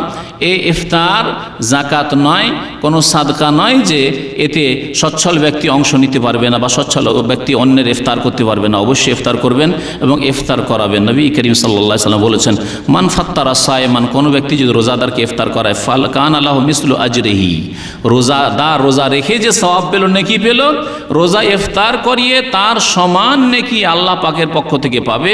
আন্নাহু গায়রা আন্নাহু লা ইয়ানকুসু মিন আজরি সাইমি শাইআন, রোজাদার রোজায় ঘাটতি করা হবে না, রোজাদারের রোজার নেকি কমিয়ে দিয়ে ওই ব্যক্তিকে দেওয়া হবে যেই ব্যক্তি রোজা ইফতার করলো, এমন নয়। আল্লাহ পাক নিজের রহমত অনুগ্রহ থেকে দেবেন। হাদিস সহিহ তিরমিজিতে রয়েছে, ইবনে মাজায় রয়েছে। রমজান মাসের আরেকটি খাস ইবাদত হচ্ছে, যাতে বেশি ফজিলত রয়েছে এই দিক দিয়ে খাস, তা হচ্ছে রমজান মাসে উমরা করা। উমরা সারা বছর করেন, কিন্তু রমজান মাসে যদি উমরা করেন এর ফজিলত হজের সমান, এবং নবী করিম সাল্লাল্লাহু আলাইহি ওয়াসাল্লাম সাথে হজ করার সমান। নবী করিম সাল্লাল্লাহু আলাইহি ওয়াসাল্লাম এক মহিলাকে বললেন, উম্মে সেনান তার নাম ছিল, উম্মে সেনান আনসারি মহিলা, হজে যেতে পারেনি, কোনো কারণে হজে যেতে পারেনি। তখন তাকে নবী সাল্লাল্লাহু আলাইহি ওয়াসাল্লাম বললেন যে এক কাজ করো, হজ ফরজ হজ তো জীবনে একবার আদায় করতে হবে যে ব্যক্তি সচ্ছল তাকে, কিন্তু তুমি যখন হজে যেতে পারো নি, এক কাজ করো, রমজান মাসে উমরা করে নাও। ফাইন্না উমরাতান ফি রমাদানা তাদিলু হাজ্জাতান মাই, রমজান মাসে উমরা করলে আমার সাথে এক হজ করার সমান নেকি পাবে। সুবহানাল্লাহ। সুতরাং যেসব ভাইয়েরা ছুটি পাবেন, অনেক ভাইয়েরা ছুটি পান না, ছুটি দেয় না রমজান মাসে। যারা ছুটি পাবেন আল্লাহ শুকরিয়া আদায় করেন, আলহামদুলিল্লাহ রমজান মাসে আল্লাহ পাক ছুটির ব্যবস্থা করে দিয়েছেন। অথবা ফ্রি কাজ করছেন, যে কোনো সময় রমজান মাসে 3 দিনের জন্য গিয়ে বা 2 দিনের জন্য গিয়ে উমরা করে আসতে পারেন, আল্লাহ পাক আপনার জন্য তৌফিক দান করেন। তবে ফরজ হজ আদায় করে যারা সৌদি আরবে চলে এসেছেন তাদের অধিকাংশ মুসলিমের ওপর হজ ফরজ হয়ে গেছে। এখান থেকে মক্কাতুল মুকাররমা পৌঁছা সহজ, সুতরাং এই ফরজ হজ আদায় করায় বিলম্ব করবেন। আল্লাহ যেন নেক আমল তৌফিক দান করেন। রমজান মাসের 9 নম্বরের নেক আমল হচ্ছে কদরের রাতে বেশি বেশি ইবাদত মেহনত করা। ইনশাআল্লাহ তাআলা আগামী আলোচনাতে বা রমজান মাসে আলোচনাগুলিতে বিস্তারিত আলোচনা করা হবে। আল্লাহ এই কদর রাতের কথা কোরআনে কারীমে উল্লেখ করেছেন, কয়েক আয়াতে আল্লাহ উল্লেখ করেছেন। একটি সূরায় এই মর্মে আল্লাহ পাক নাযিল করেছেন, ইন্না আনজালনাহু ফি লাইলাতিল কদরি ওয়া মা আদরাকা মা লাইলাতুল সূরা কদর, ওর নামই হচ্ছে এই কদর রাতের ফজিলতে আল্লাহ পাক এই সূরা নাযিল করেছেন। এছাড়াও আল্লাহ পাক রব্বুল আলামিন সূরা দুখানের প্রথম আয়াতে ইন্না আনজালনা ফি লাইলাতিন মুবারাকা, বরকতময় রাত বলে আখ্যায়িত করেছেন। সেই রাতও হচ্ছে কোরআন নাযিল হওয়ার রাত। সেটা কখন? শবে কদর। কখন? রমজান মাসে না শাবান মাসে? রমজান মাসে। সুতরাং বিভ্রান্তির শিকার হবেন। আল্লাহ পাক হিদায়াত করে ওই সব গুমরাহদেরকে, যারা জাতিকেও গুমরাহ করছে, প্রচার মাধ্যমে টিভিতে আসছে আর বলছে সূরা ওখানে আল্লাহ বলেছেন লাইলাতুল মুবারাকা, আর সেটা হচ্ছে শবে বরাত। আরে আল্লাহ বলছেন কোরআন নাযিল করেছে ওই রাতে। কোরআন তো নাযিল হয়েছে শাহরু রমাদান আল্লাযী উনজিলা ফীহিল কোরআন, কোরআন রমজান মাসে নাযিল হয়েছে। তাহলে শাবান মাস আর শবে বরাত কোথায় আসলো? কোরআনে কারীমে শবে বরাতের কথা তার গন্ধ পর্যন্ত নেই। কেউ যদি বলে থাকে এই বিদাতীদের মতো তার আগে আর কোনো তাফসীরের কিতাবে থাকে, সেটি গ্রহণযোগ্য নয়। কারণ আল্লাহ স্পষ্ট করছেন যে রমজান মাসে কোরআন নাযিল হয়েছে, আর সেই রাতটি হচ্ছে বরকতের রাত, আর সেই বরকতের রাত রমজানে শাবানে নয়। রমজান মাসের বিশেষ ইবাদত বন্দেগী হচ্ছে বেশি বেশি তওবা ইস্তিগফার করা।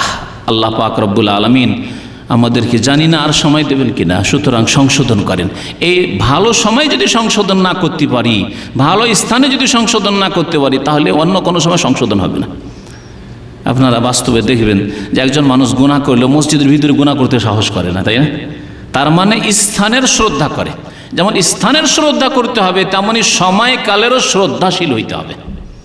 রমজান মাসের শ্রদ্ধা করে আল্লাহর হস্তে তওবা ইস্তিগফার করেন, গুনাহ থেকে ক্ষান্ত হন। রমজান মাস যখন চলে আসে, প্রত্যেক রাত্রে ইউনাদি মুনাদি মিনাস সামাই, আকাশ থেকে আল্লাহর পক্ষ থেকে ফেরেশতা ডাক দেন আর বলেন ইয়া বাগিয়াল খাইরি আকবিল, হে কল্যাণ কামীরা অগ্রসর হও, এগিয়ে আসো, আরো নেকি করো, আরো নেকি করো। ভালো মানুষদেরকে আল্লাহ বলেন আল্লাহর ফেরেশতা দিয়ে। ওয়া ইয়া বাগিয়াশ শাররি, আর যারা পাপিষ্ট গুনাহগার লোক তাদেরকে ফেরেশতা ডাক দিয়ে বলে ইয়া বাগিয়াশ শাররি, হে অনিষ্ট কামনাকারীরা, হে পাপীরা, আকসির, এখনো ক্ষান্ত হও, ক্ষান্ত হও, থেমে যাও, আকসির, থেমে যাও। ওয়াজালিকা কুল্লা লাইলা, প্রত্যেক রাত্রে এইরকম ডাক দেওয়া হয় আসমান থেকে। রমজান মাসের শেষ ইবাদত বন্দেগী হচ্ছে যাকাতুল ফিতর আদায় করা। এই 10-12টি বিষয় আপনাদের সামনে পেশ করলাম। আল্লাহ পাক রব্বুল আলামিন যেন আমাদেরকে নেক আমলের তৌফিক দান করেন। আল্লাহ পাক আমাদের গুনাহ খাতা যেন মাফ করে দেন। রমজান মাস সংক্রান্ত অনেক মাসলা মাসাইল রয়েছে। রোজা ভঙ্গকারী বিষয়, কি বিষয়ে রোজা ভঙ্গ হয়, কি বিষয়ে রোজা ভঙ্গ হয় না। এছাড়াও রমজান মাস সংক্রান্ত অনেক সুন্নত মুস্তাহাব কাজ রয়েছে। সাহারি খেয়ে রোজা রাখা, ইফতারি করা এবং ইফতারি খেজুর দিয়ে করা, আর ইফতারির ক্ষেত্রে তাড়াতাড়ি করা, সাহারি বিলম্ব করে করা, এ সমস্ত বিষয়গুলি ইনশাআল্লাহ তাআলা সময় সুযোগ পেলে আগামীতে আপনাদের সামনে পেশ করার চেষ্টা করব। আল্লাহ পাক যেন নেক আমলের তৌফিক দান করেন। আল্লাহ পাক আমাদের গুনাহ খাতা যেন মাফ করে দেন। আল্লাহ পাক রব্বুল আলামিন রমজান মাসের ইবাদত বন্দেগী আমাদের যেন কবুল করেন। আল্লাহ আমাদের শাবানে যেন বরকত দান করেন। আল্লাহ আমাদেরকে খালেস অন্তর থেকে নির্ভেজাল নিখুঁত তওবা করার জন্য তৌফিক দান করেন। আল্লাহ আমাদেরকে যেন জান্নাতুল ফিরদৌস দান করেন। আল্লাহ আমাদেরকে জাহান্নামের আযাব থেকে যেন রক্ষা করেন। আল্লাহ আমাদের কবর আযাব থেকে যেন রক্ষা করেন। আল্লাহ পাক আমাদেরকে নেক সন্তান সন্ততি যেন দান করেন। আল্লাহ পাক আমাদেরকে যা কিছু দিয়েছেন তাতে যেন বরকত দান করেন। আল্লাহ আমাদের হালালে যেন বরকত দান করেন, আর হারাম থেকে আমাদেরকে যেন বাঁচিয়ে রাখেন। আল্লাহ আমাদেরকে মানুষের যেন মুখাপেক্ষী না করেন। আল্লাহ যেন আমাদের সমস্ত প্রয়োজন, আমাদের যত কিছু রয়েছে আল্লাহ যেন আমাদের দূর করে দেন, আর অন্যের যেন দ্বারস্থ আল্লাহ পাক যেন না করেন। যেসব ভাইয়েরা বোনেরা অসুস্থ রয়েছেন আল্লাহ তাদের পীড়া অসুস্থতা যেন দূর করে দেন। যেসব ভাই ভাইরা পেরেশানিতে রয়েছে, আল্লাহ তাদের পেরেশানি যেন দূর করে দেন। যেসব ভাই বোনেরা ইন্তেকাল করেছেন মুমিন মুমিনাত, আল্লাহ তাদের রুহের মাগফিরাত করেন। আল্লাহ আমাদেরকে নেক আমলের তৌফিক দান করেন।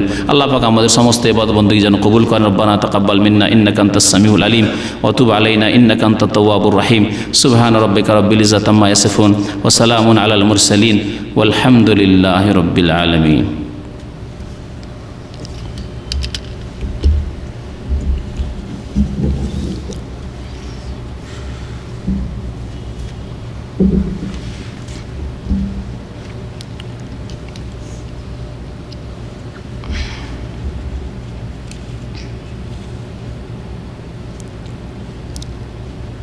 এক ভাই জিজ্ঞাসা করেছেন যে রমজান মাসের এতেকাফ সম্পর্কে কোরআন ও হাদিসের আলো কিছু বলবেন কি? রমজান মাসে এতেকাফের কথা বলা হয়েছে, আর কোরআনে কারিমে এতেকাফের কথা আল্লাহ উল্লেখ করেছে। যেখানে রমজান মাসের মাসলা মাসাইলের কথা আল্লাহ পাক বর্ণনা করেছে, সেখানে বলছে ওয়ালা তুবাশিরুহুন্না ওয়া আনতুম আকিফুনা ফিল মাসাজিদ, তোমরা স্ত্রীদের সাথে মিলন করবে না যখন তোমরা বা যৌন কামনার সাথে স্পর্শ করবে না। ওয়ালা তুবাশিরুহুন্না ওয়া আনতুম আকিফুনা ফিল মাসাজিদ, যখন তোমরা মসজিদে এতেকাফ অবস্থায় থাকবে। তাহলে এই এতেকাফের কথা আল কোরআনে উল্লেখ করা হয়েছে।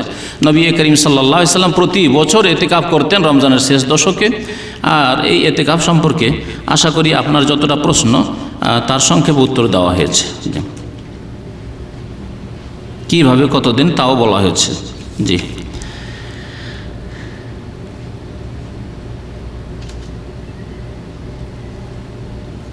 বলছেন যে শফিক ভাইয়ের আম্মা অসুস্থ, আপনার সকলের উপস্থিতির নিকট দোয়া চেয়েছেন, আল্লাহ পাক যেন শেফা দান করেন। আর আমভাবে বলা হয়েছে ইনশাআল্লাহ সেই দোয়া ইনশাআল্লাহ তাআলা পৌঁছিবে।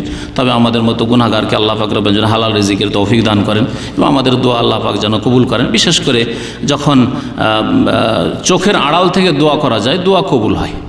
চোখের আড়ালে যারা আমাদের সামনে নেই তাদের জন্য যদি আমরা দোয়া করি, হাদিসে আছে যে এই দোয়াতে ইখলাস আছে, সুতরাং এই দোয়া কবুল হয়। লোক দেখানো নয়, কাউকে খুশি করার জন্য নয়, ইখলাসের সাথে আল্লাহ পাক যেন কবুল করেন। আল্লাহ পাক সকলের ক্ষেত্রে আমাদের এবং আমাদের ভাইদের বোনদের যেন দোয়া আল্লাহ পাক কবুল করেন।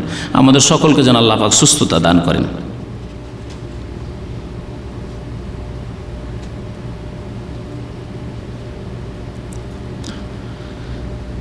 এক ভাই জিজ্ঞাসা করেছেন, আমার বাবা তার জীবনকালে পীর ভক্ত ছিল, এখন উনি মৃত, সন্তান হিসাবে ওনার কি করতে পারি যা করলে ওনার কবর আযাব মাফ হবে? পীর ধরা লোক দুই রকম। একরকম লোক যারা পীর ধরে কিন্তু শিরক কুফরি করে না, কবরে সেজদা করে না, মাজারে সেজদা করে না, অথবা পীরকে সেজদা করে না, তারাকে বলবো যে তারা হয়তো বিদাত করে কিন্তু শিরক কুফরি, বড় শিরক কুফরিতে নেই। আল্লাহ পাক বিদাতের গুনাহ অন্যান্য গুনার মতো আল্লাহ মাফ করবেন ইনশাআল্লাহ তাআলা। বাকি বড় শিরক হইলে আল্লাহ শিরকের গুনাহ মাফ করবেন না, ওই অবস্থায় মরে গেলে কোরআনে কারীম আল্লাহ পাক ঘোষণা করেছেন। তারপরেও হয়তো তাদের অজ্ঞতা ছিল, জানার কোনো সুযোগ সুবিধা হয়নি। এমন নয় যে আপনাদের মতো এসেছে তৌহিদের দেশে, সুন্নতের দেশে, আরব দেশে এসেছে, এখানে জানার সুযোগ সুবিধা হয়েছে না। ওই রকম তৌহিদ সুন্নতের আলেমের সাথে বসার, কাছিয়ে যাওয়ার সুযোগ সুবিধাই হয়নি। এমন এলাকায় হয়তো জন্ম নিয়েছে আর ওখানে ইন্তেকাল করে গেছে। সুতরাং আল্লাহ হয়তো এই ক্ষেত্রে তাদের ওজর কবুল করতে পারেন, কিন্তু গায়েবের কথা আমরা জানি না। আপনি দোয়া করতে থাকেন, আল্লাহ পাক হয়তো কবুল করবেন ইনশাআল্লাহ তাআলা। মুশরিকদের ক্ষেত্রেও, মুনাফিকের ক্ষেত্রেও নবী সাল্লাল্লাহু আলাইহি ওয়াসাল্লাম যখন দোয়া করতে গেলেন, আল্লাহ পাক পরে নিষেধ করলেন, কিন্তু নবী সাল্লাল্লাহু আলাইহি ওয়াসাল্লাম দোয়া করার চেষ্টা করলেন যে দোয়া করি। সুতরাং আপনি দোয়া করেন, হয়তো আল্লাহ পাক রব্বুল আলামিন তার ওজর, অজ্ঞতার ওজর কবুল করবেন, জানতে সুযোগ পাননি তার ওজর আল্লাহ পাক কবুল করবেন। আর যদি শুধু বিদাত হয়ে থাকে, শিরক পর্যন্ত, বড় শিরক পর্যন্ত না পৌঁছে থাকে, তাহলে আল্লাহ পাক ইনশাআল্লাহ যেমন অন্য অন্য গুনাহ মানুষের মাফ করেন, আল্লাহ পাক ওই সব গুনাহ আল্লাহ মাফ করবেন ইনশাআল্লাহ তাআলা। আমার নিজের অর্থ সম্পদ নেই, আমার মাথার উপর কি হজ আছে? না, মায়ের হজ মায়ের সম্পদ দিয়ে করতে হবে। আপনার পয়সা যদি থাকে তো মায়ের উপর হজ ফরজ না, বাকি এহসান করে করিয়ে দেন। যেমন মা এহসান করেছে, বাবা এহসান করেছে, আপনি আপনার পয়সা দিয়ে এহসান করে হজ করেন, সেটা ভালো নেকির কাজ করলেন, আপনিও নেকি পাবেন, তাদেরও ফরজ হজ আদায় হবে ইনশাআল্লাহ। কিন্তু হজ ফরজ অতক্ষণ হয় না যতক্ষণ নিজের ব্যক্তি মালিকানায় বাইতুল্লাহ পর্যন্ত পৌঁছার এবং এখান থেকে ফিরে যাওয়ার সমান শক্তি না হবে, ততক্ষণ কারো ওপর হজ ফরজ হবে না।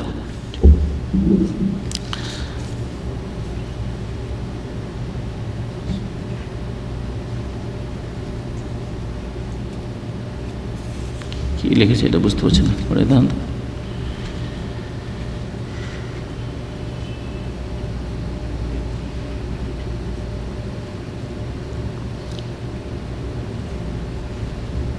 এটা কি, এটা কি লিখেছেন?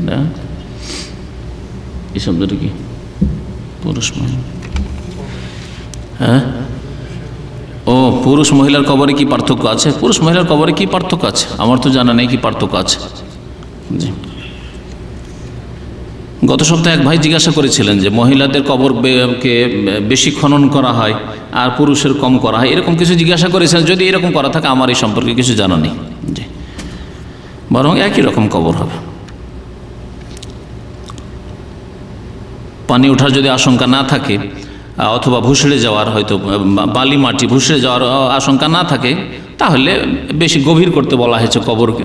যতটা সম্ভব হবে একটু ডিপ করবে, গভীর করবে কবরকে। জি,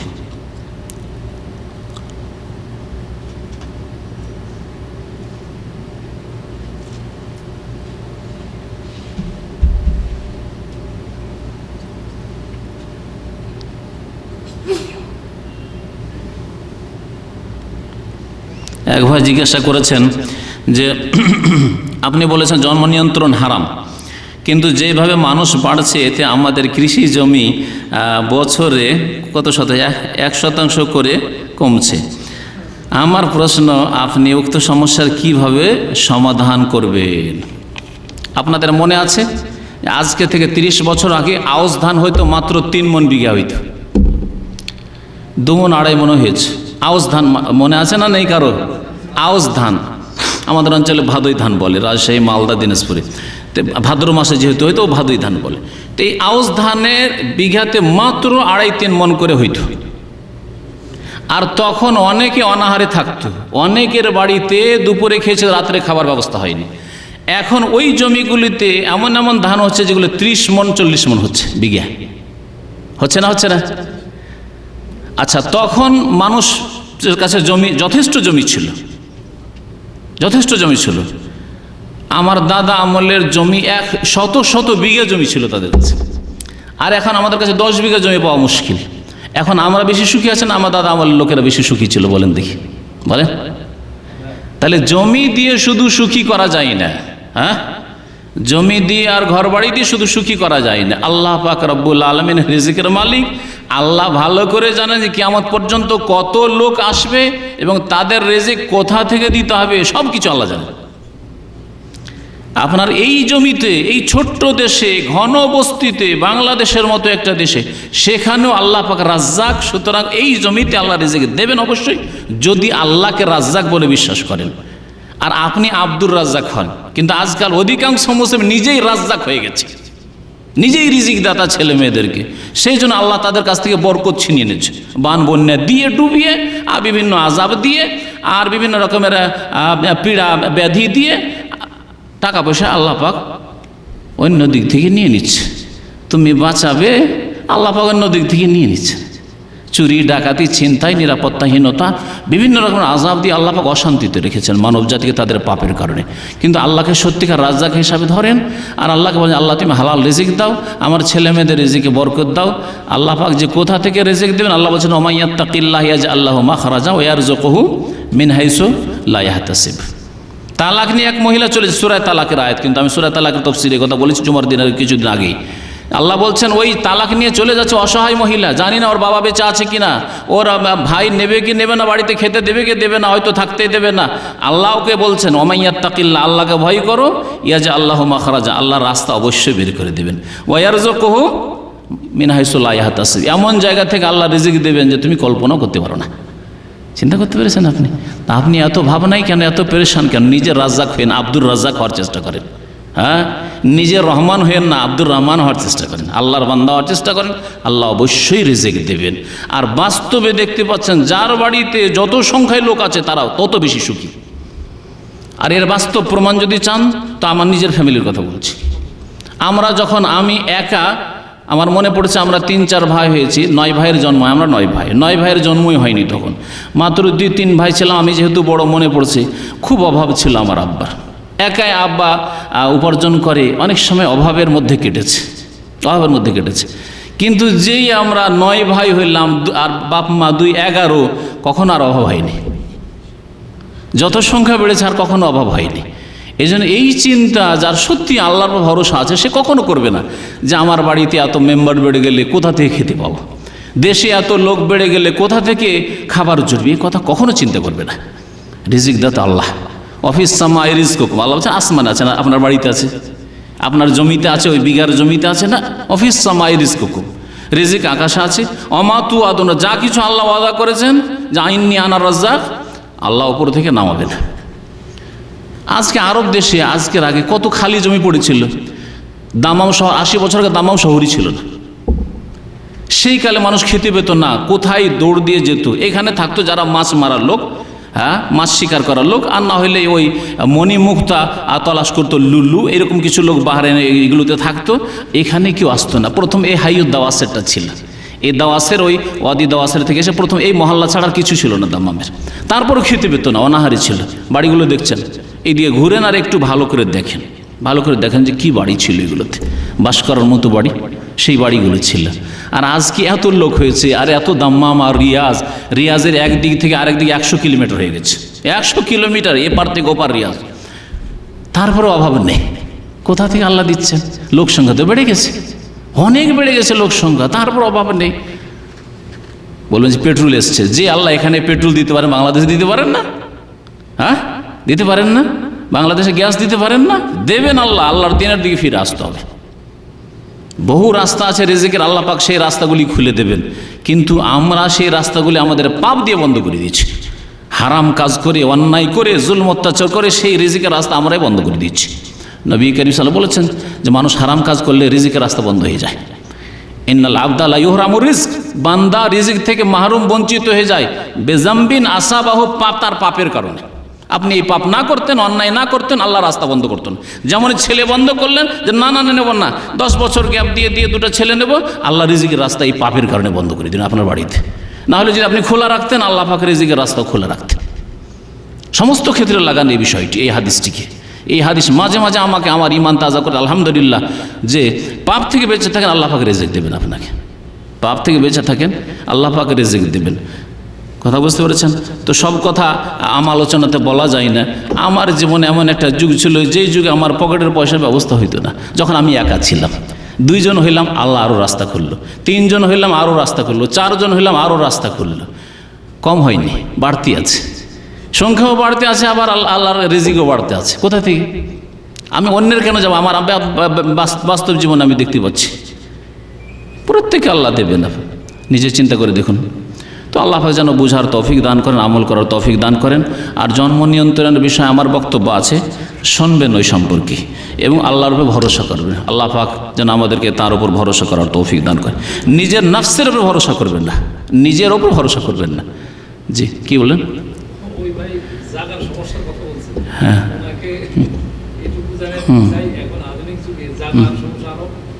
জি জি জি জি, হ্যাঁ হ্যাঁ হ্যাঁ, ওপর দিকে, হ্যাঁ হ্যাঁ, এটাও একটা কথা।